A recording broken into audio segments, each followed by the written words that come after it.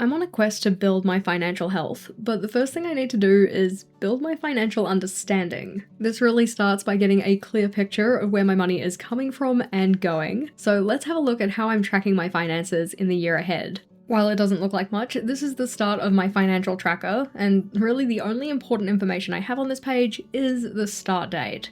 That's because I've tried to set this tracker up to be as automatic as possible, which means that I can use it year after year just by making a copy and going and changing that starting date. Notably, the starting date is currently for the 1st of April, and that's because the financial year here in New Zealand, where I live, runs from the start of April all the way through to the end of March the next year. By having my financial tracking set up in the same way that our tax year works, it just makes it a lot easier when it comes to filing my taxes and the information I need for that. And it means that my personal tracking is very nicely aligned with any of my business tracking, or essentially logging information with my tax people for the work I do here. What's a lot more exciting to look at though is the overview tab, and this is where I get a summary of all of my spending and earnings in a bunch of different categories. I've set these categories up because they're of interest to me, but the ones we have are all down the side. So we have expected bills, unexpected bills, groceries, food out, fuel, transport, vacation, home and household, personal and well-being, entertainment, gifts. For this financial year, we also included wedding because we got married. We have business expenses and then income and overall expenses. The expenses category gives me a total of all of the spending categories, whereas the income category is just by itself for any of the money coming into our accounts. At the bottom, we also have the total section, which just gives me the difference between the incomings and outgoings for any month. As you can see, all of these are color-coded. I have little bars in each of the cells for each category, just to show me the kind of relative amount, and those bars are specifically for each category rather than the entire of all of the categories. So for instance, if we look at the row for expected bills versus unexpected bills, there's only one charge currently in unexpected bills, and it is $10.70. So that takes up the full bar because it is the largest value in that row.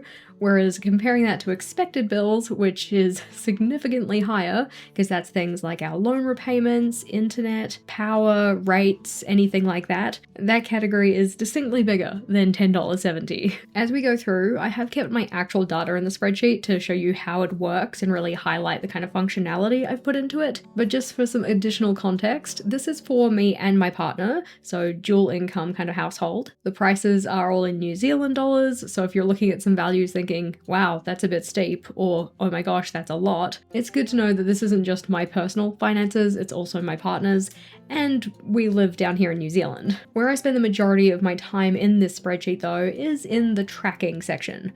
This is essentially like a daily log for all of the entries of either incomings or outgoings in our accounts. Having a closer look at the columns, the first one is just for the date. This is to specify when that incoming or outgoing occurred, and then the next one is for a comment. This is where I can describe what that charge was for. After this, we have the category that I want to put it in, and this is just done as a drop-down menu, so I can press on the side here and pick whichever category is actually suitable. After this, we have the amount, so just how much that incoming or outgoing was. And then the ones after this are specifically for my personal tax logging, so do I need a receipt for this item because I'm going to log it with my tax people, and any notes that I might need for myself. While the majority of the stuff in here is just pretty plain, it's just entries of all of the various charges so that it can get totaled up and put on that overview tab from before. I do also have some color coding that happens in here. For instance, in the receipts column, once I have fully logged a charge, then I say done on that one, so I know I don't need to do anything with it. Whereas if it's something that I still need to log or need to get the receipt for, I type in need for myself. Every so often I have a red entry in there too, and that's because it has the term specify in there,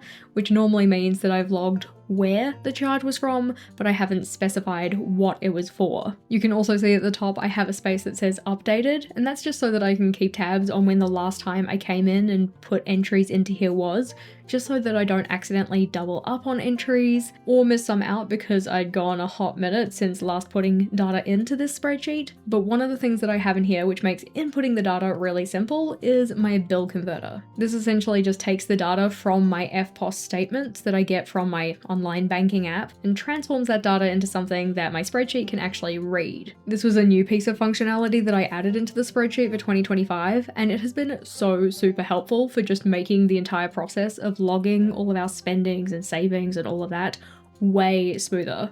Rather than personally having to go and read through my credit card and FPOS card statements and remember what each individual entry is based on an account name that may or may not be super obvious as to which business it's tied to, I can log that information in this spreadsheet and have it kind of just spit the data out for me. Essentially, all of the sections that we have on the right-hand side here, that's the data that I get from my banking app.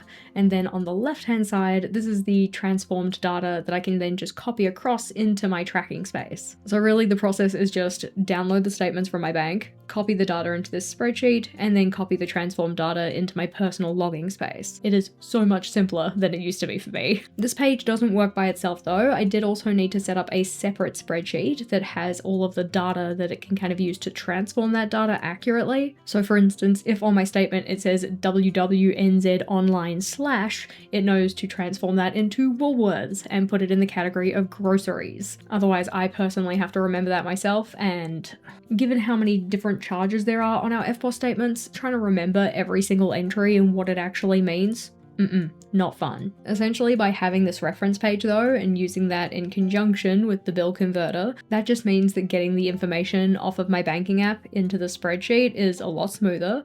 I just copy it across into the tracking space, and then all of those values are tallied up in their various categories in the overall summary. A couple extra columns that I have on the overall summary though is the stuff we have on the right hand side, and this is just where all of my spending categories get totaled up, my income category gets totaled up, and I can see the average across each of the months of the year. I also have a space for an annual and monthly budget for each of the categories, but that data isn't actually input on this sheet, it's input on my annual summary tab, which is this one here. When it came to getting a clear picture of how much I was spending in various categories and kind of the breakdown of where my spending was going, and also how this compared to my personal rough estimates or targets for each of my spending categories, the general overview tab wasn't doing a great job of that. Like, yes, I could go through each of the charges and really carefully look at the numbers and such, but I'm a sucker for stats and graphs and visual representations of data, so I wanted to have that in here as well. Now, at a first glance, this does just look like a bunch of numbers, and I guess technically speaking it is, but having a look at the table section in particular, the first column we have what the categories are, so those same categories that we had on the overview tab as well, and then in the next column over we have what the total is for the spending in those categories, or earnings if it's income. The next two columns though are related to our budgeted amounts,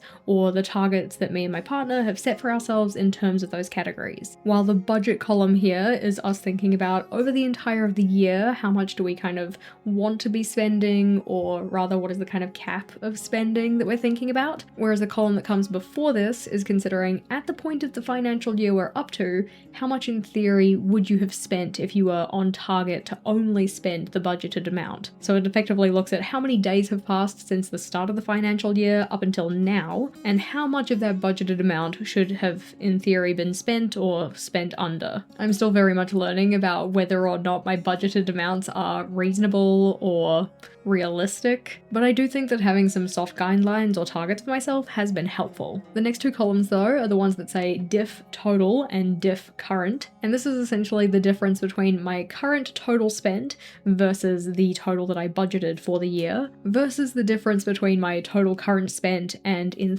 theory how much I could have spent up to or saved up to, given the point of the year we're at. Because just looking at a whole bunch of numbers sometimes makes me go cross-eyed, I also wanted it to color code itself, so anything that is purple is under budget, so I haven't spent up to the kind of limit that I set for myself, and anything in blue means in theory at this point of the year we are over budget. But as we're still kind of learning about what is realistic to set in these categories, I'm not too worried about being over budget, and especially because all of these are done as an average across an entire of the year, they're not always going to be perfectly aligned.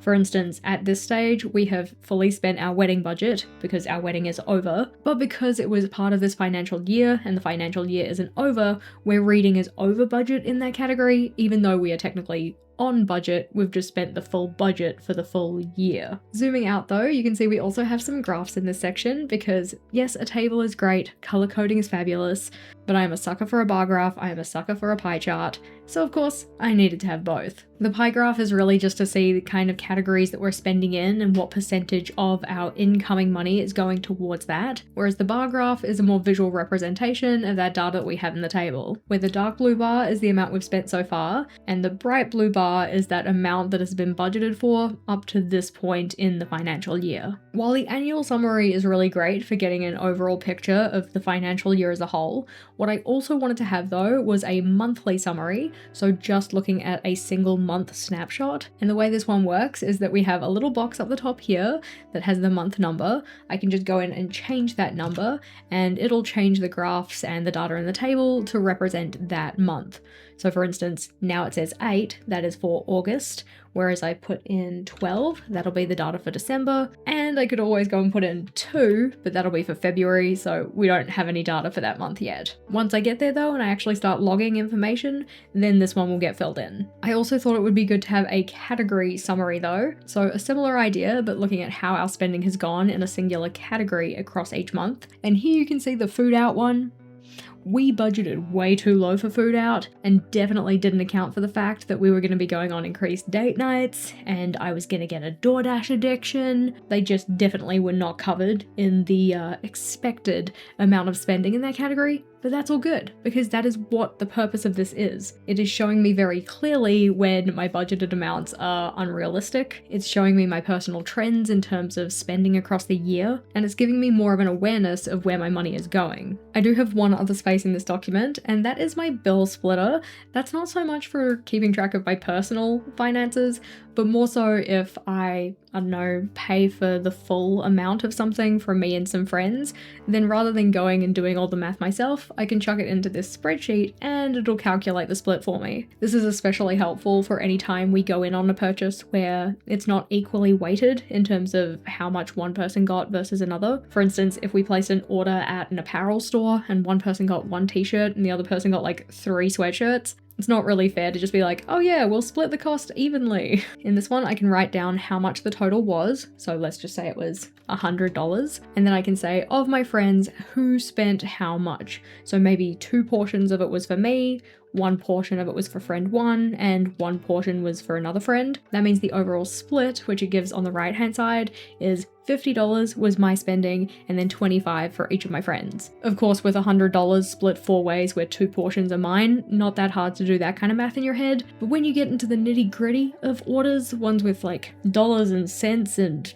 33% and all of that kind of thing, I'd much rather use this. Yes, I can do the math, but this could do the math for me.